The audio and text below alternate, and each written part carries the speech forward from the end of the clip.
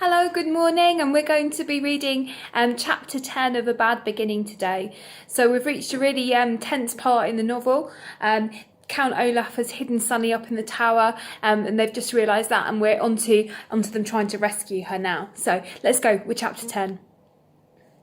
That night, Klaus was the Baudelaire orphan sleeping fitfully in the bed, and Violet was the Baudelaire orphan staying up, working by the light of the moon. All day, the two siblings had wandered around the house, doing assigned chores and scarcely speaking to each other. Klaus was too tired and despondent to speak, and Violet was holed up in the inventing area of her mind, too busy planning to talk.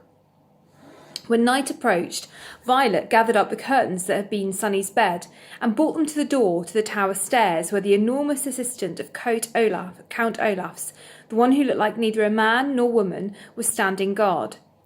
Violet asked whether she could bring the blankets to her sister to make her more comfortable during the night. The enormous creature merely looked at Violet with its blank, white eyes and shook its head, and then dismissed her with a silent gesture. Violet knew, of course, that Sunny was too terrified to be comforted by a handful of draperies, but she hoped that she would be allowed a few moments to hold her and to tell her that everything would turn out all right.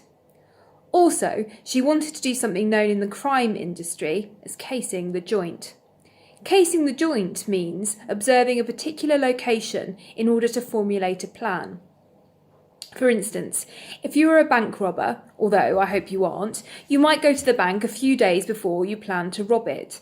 Perhaps wearing a disguise, you would look around the bank and observe security guards, cameras and other obstacles so that you could plan how to avoid capture or death during your burglary. Violet, a law-abiding citizen, was not planning to rob a bank, but she was planning to rescue Sunny, and was hoping to catch a glimpse of the tower room in which her sister was being held prisoner, so as to make her plan more easily. But it appeared that she wasn't going to be able to case the joint after all.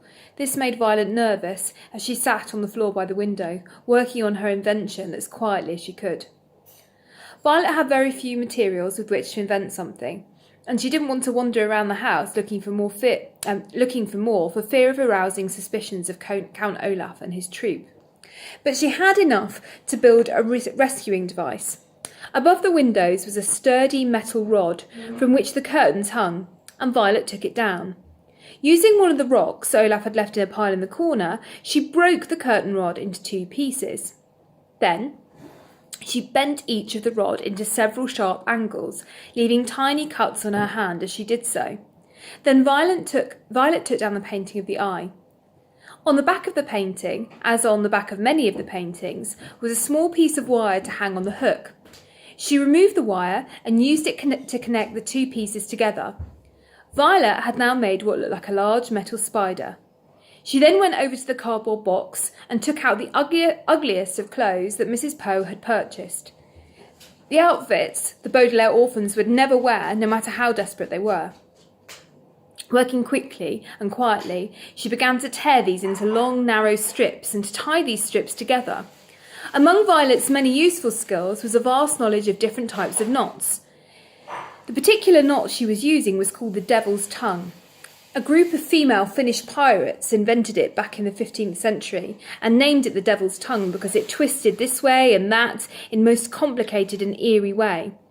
The Devil's Tongue was a useful knot, and when Violet tied the cloth strips together end to end, it formed a sort of rope. As she worked, she remembered something her parents had said to her when Klaus was born, and again when they brought Sunny home from the hospital. "You are the eldest Baudelaire child," they had said, kindly but firmly. "And as the eldest, it will always be your responsibility to look after your younger siblings. Promise us that you will always watch out for them and make sure they don't get into trouble." Violet remembered her promise and thought of Klaus, whose bruised face still looked sore, and Sunny dangling from the top of the tower like a flag, and began working faster. Even though Count Olaf was, of course, the cause of all this misery, Violet felt that if she had broken her promise to her parents and vowed to make it all right. Eventually, using enough of the ugly clothing, Violet had a rope that was, she hoped, just over 30 feet long. She tied one end to the metal spider and looked at her handiwork. What she had made was called a grappling hook, which is something used for climbing the sides of buildings. usually for a nefarious purpose. Using the metal end to hook onto something at the top of the tower and the rope to aid her climb, Violet hoped to reach the top of the tower, untie Sunny's cage and climb back down. This was, of course, a very risky plan, both because it was dangerous and because she had made the grappling hook herself instead of purchasing it at a store that sold such things. But a grappling hook was all Violet could think about to make a plan without a proper inventing laboratory, and time was running short. She hadn't told Klaus about her plan because she didn't want to give him false hope. So, without waking him, she gathered up her grappling hook and tiptoed out of the room. Once outside, Violet realised her plan was even more difficult than she had thought. The night was quiet, which would mean that she would have to make practically no noise at all. The night also had a slight breeze, and when she pictured herself swinging in the breeze, clinging to a rope made of ugly clothing, she almost gave up entirely. And the night was dark, so it was hard to see where she could toss the grappling hook and the metal arms hook onto something. But there, shivering in her nightgown, Violet knew she had to try. Using her right hand, she threw the grappling hook as high and as hard as she could, and waited to see if she could catch onto something. Clang! The hook made a loud noise as it hit the tower, but it didn't stick to anything, and came crashing back down. Her heart pounding, Violet stood still, wondering if Count Olaf or one of his accomplices would come and investigate. But nobody arrived after a few moments, and Violet, swinging the hook over her head like a lasso, tried again. Clang! Clang! The grappling hook hit the tower twice as it bounced down to the ground.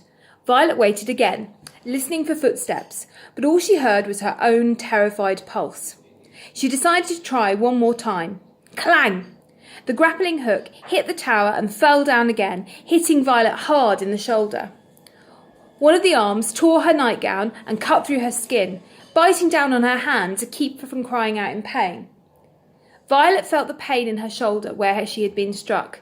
It was wet with blood. Her arm throbbed in pain. At this point in the proceedings, if I were Violet, I would have given up. But just as she was about to turn around and go inside the house, she pictured how scared Sunny must be, and ignoring the pain in her shoulder, Violet used her right hand to throw the hook again. Clang! The usual clang sound stopped halfway through, and Violet saw in the dim light of the moon that the hook wasn't falling. Nervously, she gave the rope a good yank, and it stayed put. The grappling hook had worked. Her feet touching the side of the stone tower and her hands grasping the rope, Violet closed her eyes and began to climb. Never daring to look around, she pulled herself up into the tower, hand over hand, all the time keeping in mind her promise to her parents and the horrible things that Count Olaf would do if his villainous plan worked. The evening wind blew harder and harder as she climbed higher, and several times Violet had to stop climbing as the rope moved in the wind.